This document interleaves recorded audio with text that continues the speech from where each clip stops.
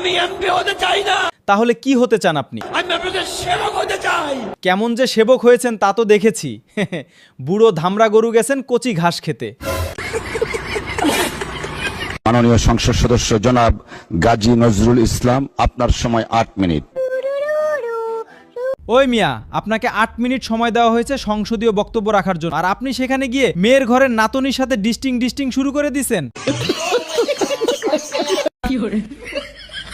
বাহ কাক্কু বাহ, মসজিদে গিয়ে আমিন আমিন করি আমরা, আর দোয়া কবুল হচ্ছে আপনাদের।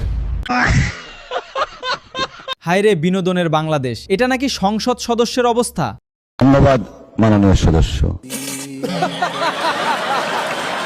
আপনি কি শেষ করতে পেরেছেন? মাননীয় স্পিকার, কি যে বলেন আপনি, উনি তো শুরুই করলেন না, শেষ করবেন কোথা থেকে? দিন আরো 2 মিনিট বাড়িয়ে দিন। আপনাকে 2 মিনিট টাইম এক্সটেন্ড করা হলো, 2 মিনিটস। এই মুরব্বী, আপনি আর কয়দিন নিয়ে আসছেন এখানে? সত্যি করে বলবেন। হ্যাঁ? আজকে প্রথম। ডিস্টিং করতে গিয়ে কাক্কু কট। আরে ভাই, আমি আর আপনি বললে তো হবে না, এলাকাবাসীর থেকেও তো জানতে হবে। তো চাচি বলুন তো, এই ঘটনাটি কোথায় ঘটেছে? এই ঘরের মধ্যে ঘটনা ঘটছে। এই ঘরের মধ্যে এমপি আয়া ছেড়িরে লইয়া গেত, আইতো এই ঘরে এমপি, জানেন না, আমরা তো জানি না। তা আপনি আগে বললেন না কেন? না? আমরা কই নেই, যার জি তার জামাই, পাড়াপড়শি কামাই।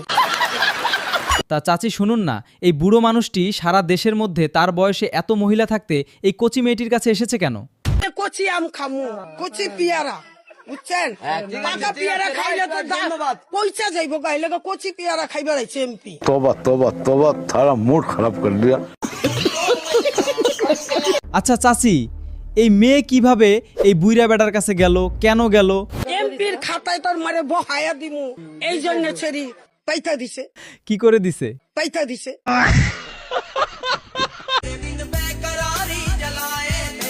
কিরে ভাই, ভাদ্র মাস আয়া পড়লো নাকি?